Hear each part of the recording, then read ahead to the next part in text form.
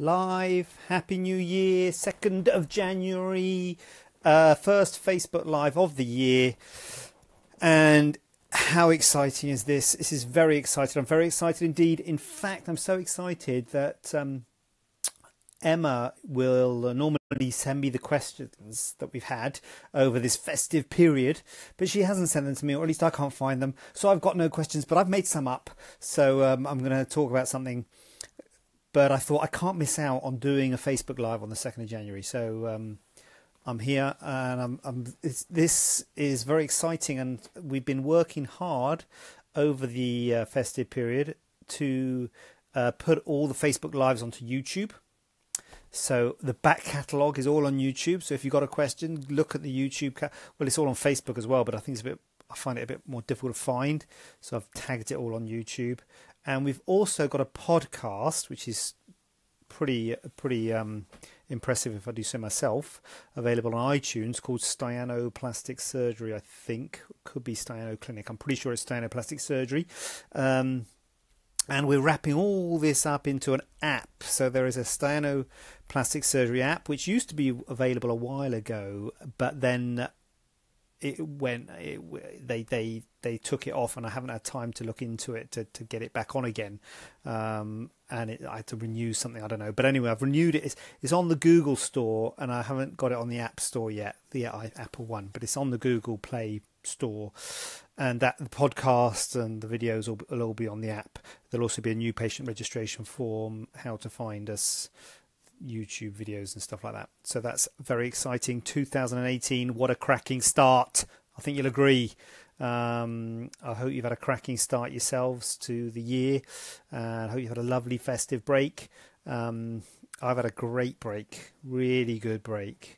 Back into a full clinic tomorrow, massive monster clinic tomorrow. So I've got to get myself prepared to actually start seeing people and treating them, and doing all that stuff. Very exciting. So yes, these questions I've put together. I've put a common theme. I don't know if anyone can see the theme. I'm going to talk about implant removal and not replacement. The reason I'm going to talk about that is because I've just this minute seen that we've had an inquiry about that. So that's what's triggered this on capsulectomy and gynaecomastia. And the theme that ties it all together. Should I have a theme night? I could have a theme night, couldn't I? Anyway, no, I won't have a theme night because I don't want to narrow the opportunities. I'm quite far away from the phone, so I've got a bit of a ding-dangler here. Hope it's not putting anyone off. Of course, the podcast, that won't matter, because a podcast's just audio. So, but anyway, getting ahead of ourselves. So, yeah, well, as I say, just this minute seen an implant, a question about someone saying implant removal without replacement. And often people will say to me, I want to have my implants removed, don't have them replaced, will I need a lift? And one of the things about plastic surgery is that it is, I've always say it's a very surgical specialty. There isn't much in the way of diagnosis, and this is one of the reasons that we make our money as plastic surgeons by doing surgery. We don't make the money by doing consultations and clinics. A lot of other doctors, cardiologists and chest physicians and even people like general surgeons and things, where there's more, and brain surgeons, there's more to it within the diagnosis. Well, brain surgeons usually get from neurologists. But anyway, point being, there's not a great deal of diagnosis in plastic surgery. Plastic surgery is very much a surgical specialty. You can see the problem and you can, treat it or not. And for that reason, when people say to me, and that's the theme of these questions really, because someone said to me, do I need a lift?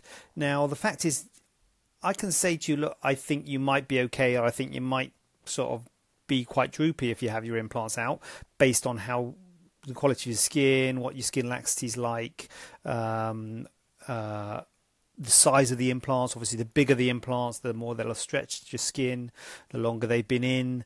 But I won't tell anyone they need a lift once they have the implants removed, because no one has to have a lift. You don't have to have it. It's not compulsory. You can have the implants removed and it might not look as good as it looked with the implants, depending on whether or not you've got a problem. You might have a capsular contracture, so you might have problems with them, so you might want to get rid of them. well, you obviously want to get rid of them because you're asking to have them removed. So, but you don't have to have a lift, and and a lot of things certainly in plastic surgery, and to be honest, in surgery in general, not written in stone.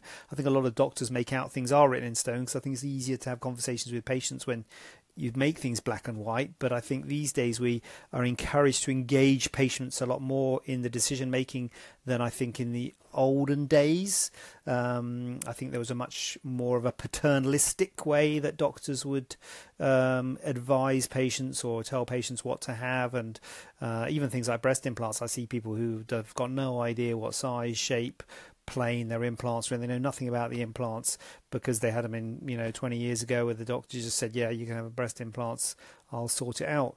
But these days patients want to be a lot more informed and a lot more involved in the decision making. So the fact of the matter is, no one needs a lift when you have the implants removed. You will obviously lose volume, you will lose shape, you will lose fullness, and your breasts may sit lower, and you may benefit from a lift. But it's perfectly reasonable to have an implants removed and not have a lift, see what it looks like. That's usually what I advise people to see what it looks like. You might be happy. Obviously, when you're wearing a bra, basically a bra does the same job as a lift.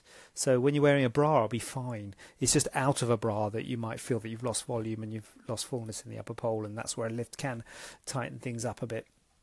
So the other question that we had last week, because Emma phoned me about it, was, will you do a capsulectomy as part of a lift?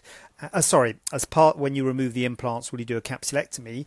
The answer to that question is yes, I will, no problem at all, and I won't charge any extra for it, because a capsulectomy is an expensive operation. You charge a lot for a capsulectomy when you do a capsulectomy or a replacement of implants. But when you do a capsulectomy and you don't replace the implants, number one, I normally don't do a capsulectomy. I wouldn't normally do a capsulectomy if I was not replacing the implants, unless the capsule was rock hard. Sometimes it's very calcified and there's hard lumps, and you don't want to leave those hard lumps in, so you would leave those hard lumps in.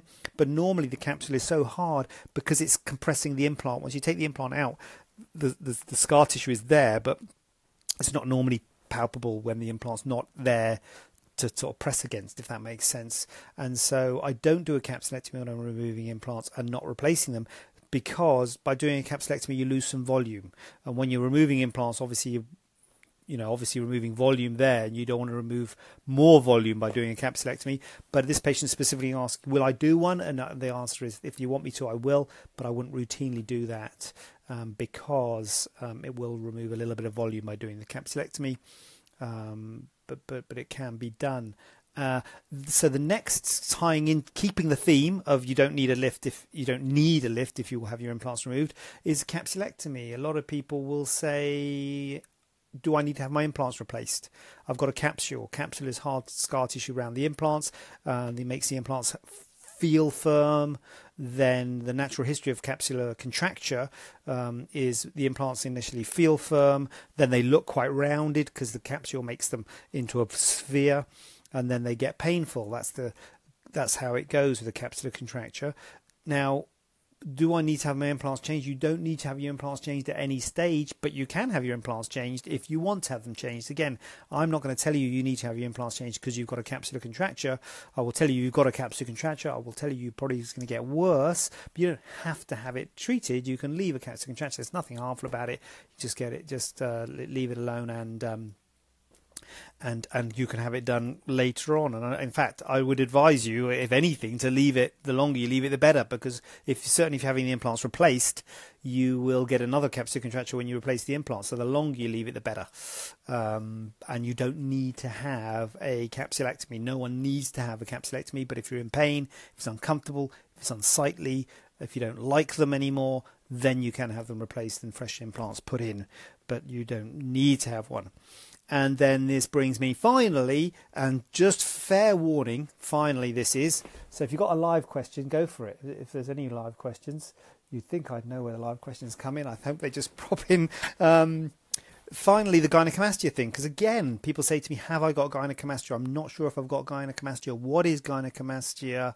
I've got a bit of a puffy nipple. People call it a bit of my nipple is prominent, my nipple is puffy. Now, the nipple is specifically the bit that sticks out. So it's normally not the nipple that's the problem. It's normally the tissue behind the nipple. and it's the areola that is puffy. Right, this is on men. Do you know what gynecomastia is? Gynecomastia is excess breast tissue on a male, and there are degrees of gynecomastia. Sometimes a man will have what looks like a female breast, significant gynecomastia, but you can have mild and moderate levels of gynecomastia. And there are people out there.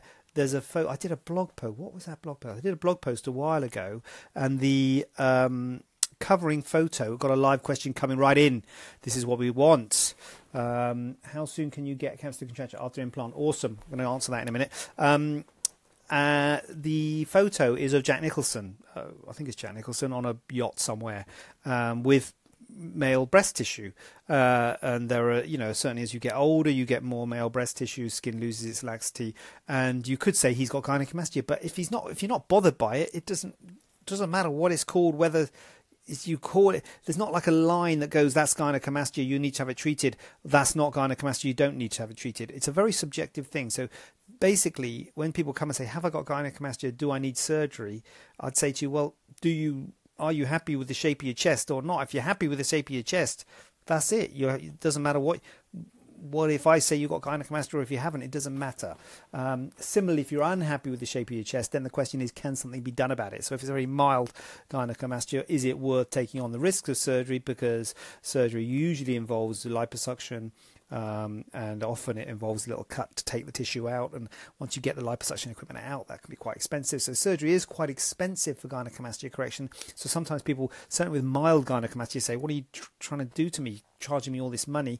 Surgery is the same whether it's mild or moderate. It is more when it's very significant gynecomastia with skin excess, but there is quite a large spectrum, which is the same price. It's not cheaper if it's smaller, a bit like implants. They're not cheaper when you put smaller implants in, or more expensive when you put bigger ones in, and it's the same price, whatever. So there isn't a diagnosis of what is gynecomastia. It is just how you feel about it, and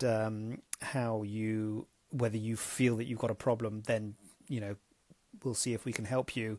But if you haven't got a problem, then it doesn't matter what don't let someone tell you you've got gynecomastia, because it doesn't matter. Because the male physique, in fact, every women as well, the physique, I think, of what people think people look like is not what people look like really. I think people think people look like what you see on television and magazines. Most people, a normal male or female physique does have, obviously female does have some breast tissue, but a normal male physique has got some fullness in the chest, and I think we're all after this sort of figure, but I think, so most people probably have good, what you might call gynecomastia. You go around a swimming pool, you'll see people and they've got, but it doesn't bother them, so what? It's fine. Doesn't matter what you call it. Who cares, That's my view. So there isn't a thing that is gynecomastia. If you feel like you've got too much tissue there, then we can help. If you don't feel like it is, go for it. Don't worry about it. We've got a live question coming in, 2nd of January. This start as you mean to go on. Thank you very much for that. How soon can you get capsular contracture after implant? Good question. I have seen people talk about things. I've seen on the Real Self, that website Real Self, and you get people asking questions saying, and some surgeons saying, that could be capsular contracture. And the patient's like 1 or 2 years after surgery, or even like within a year. Now, I've never seen it that soon, I've got to say. I think if you've got problems sort of within a year, it's only 1-2 years. To be honest with you, I have seen it less than 5, but it's rare less than 5 years. So first 1 or 2 years. I'm here. I should stress, I'm talking about first-time breast implants put in. So the first surgery you have, because capsular comes quicker second time, and then third time, and then fourth time. That's the problem with capsular contracture.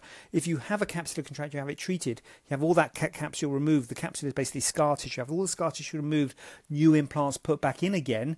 That creates more scar tissue than the first operation did. So a capsular contracture comes quicker second time round. So first time breast implant surgery, very rare to get it within 5 years, a capsular contracture. I normally say to people 5 to 10 years is when it tends to come. Excuse me. The quoted rates for capsular contracture is 15 to 20% at 10 years for silicone implants. So 1 in 5 at 10 years, or 15 to 20% at 10 years. And then it goes up 1 to 2% per year.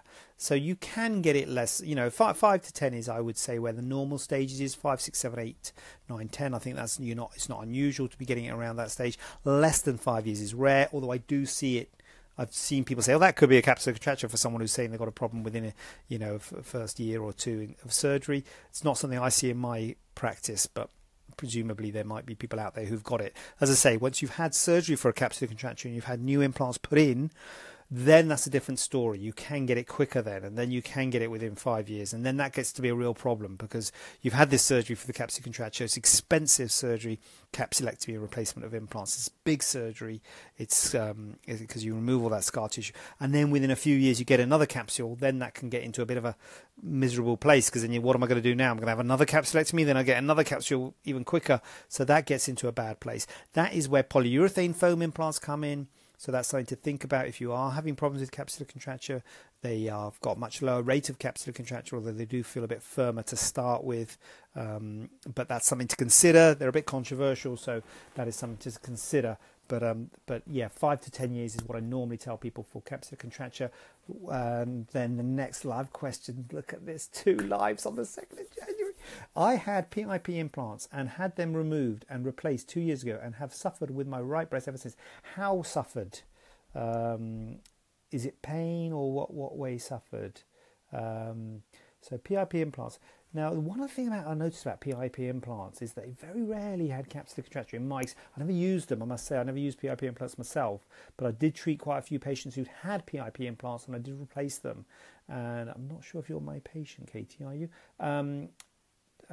So they rarely had much problems with capsular contracture. So I'm not sure if you had a capsulectomy when you had your implants removed or just had them straight replaced. Pain and hardness. Okay, 2 years ago. Well then, yeah, I mean, as I say, that is rare. For pain and hardness are symptoms of capsular contracture. One thing I would say to you is that a progressive problem? Is it getting worse over time, or has it always been a problem since you've had them replaced? Because if it's always been a problem, if it's always been a problem, then I think less of a thing that it's straight replaced, yeah, less of a thing that it's capsular contracture. If it's something that's getting worse over time, then I'd say that's sounds like capsular contracture. But as I say, it is rare to get it in. Yes, it's always been a problem. Pain and hardness are definitely symptoms of capsular contracture. 2 years is a good time to wait for things to settle. If it was sort of 1 year, I'd say, well, don't worry, 1 year, I think things will still be settling. But it could feasibly be a capsular contracture. I think that is going along with the lines of capsular contracture, and the problem that you get with capsular contracture is scar tissue. It is scar tissue, and every time you do surgery, you create scar tissue. That's why I always say to people, minimize the amount of operations you have to your breast. So you've had 2 now, so the more operations you have to the breast, the more scar tissue you get, and this is why you get into a vicious circle now, because you're 2 years in. What do? Do you have another operation to fix this? But then you've got more scar tissue, So it depends on how bad it is, really, I would say to you, Katie. If it's bad and it's getting worse, the other thing about capsular contracture, it does tend to get worse. I don't want to be negative about it, but it does tend to get worse. And it is a progressive condition, but it is very slow to progress. So if it is not a big problem for you, then I would say to you, don't worry about it, leave it alone. Now, the first thing I would say to you is, it's probably best to get checked out by your surgeon just to check to see, whether there is capsular contracture or whether you've got some other problem with your breast, or because, you can get breast pain and can get tenderness in your breast for other reasons. So first of all, you've got to say, is it the implant that's the problem? And if it is the implants that are the problem, or specifically it's actually the scar tissue around the implants that's the problem, then I would say to you, making sure there's nothing with the breast or anything. So if it is an implant problem and it is a specific problem with that, then I would say to you, look, my advice would be, if it's not that bad, leave it alone and see how it goes. If it is that bad, and now you're saying that you'd like to have them removed only, but scared it's a big operation. To be honest with you, having it removed only is not a big operation because, as I say, I normally don't do a capsulectomy when I just remove them, unless the capsule is really calcified, which 2 years in it won't be. So that is not actually a big operation. The big thing about having them removed only is the psychological aspect of it, because you will obviously lose volume in your breast, you will lose the shape of your breast, but you might say, look, I've had so many problems with these implants, I want to get rid of them, and I don't, that psychologically will be very, very beneficial to me. So you might say that psychologically it's going to be a plus for you to have them removed, but that is the main thing about the size of the operation with removal. If you want this something can be done under local sedation, I normally would do it under general anaesthetic, but it could potentially be done under local sedation. So it's not a big operation having them removed physically, but it is obviously emotionally quite a big undertaking. But I wouldn't be too worried about that. But it just sounds like you're having a bit of a nightmare with obviously the PIP implants, and then you've had them replaced and had this problem. But capsular contracture is a problem, and certainly when you get it 2 years post-op, as I said, that's rare. Something that I fortunately, touch wood, don't really see, but obviously it's out there because you're experiencing it. So yeah, thank you so much for having those questions there. I hope that's answered things for you. If you have any more questions, this is I mean, 2nd of January has done me proud. I'm really impressed with that, and looking forward to cracking on next week. I mean, monster things are happening in January for me. I got monster lists, so I don't know what's happening with regards to timing and stuff next week. I'll try and do it 7 o'clock, try and keep it steady on that, but we'll see how we go next week. I don't know how that will pan out, but can you see my button popped off this morning? That did. So next week, thank you, Katie, for asking the question. So I hope that's been helpful, and good luck with that. If you need anything from me, let me know. But I would always say go back to your original surgeons, or usually your best bet. Good luck with that. And same time, same place. Well, maybe not same place. Who knows where? Next week, 7 o'clock ish. And again, Happy New Year. Check out the back catalogue on my YouTube channel, which has now got the whole back catalogue on, and I'm going to put this one on tomorrow or soon, and then the podcast, we've got to update the podcast, but then we're going to have podcasts every week, banging it out there on a podcast if you're a podcast type guy, and I'll be back next week, Facebook Live. Thank you for watching, and have a lovely evening. Bye.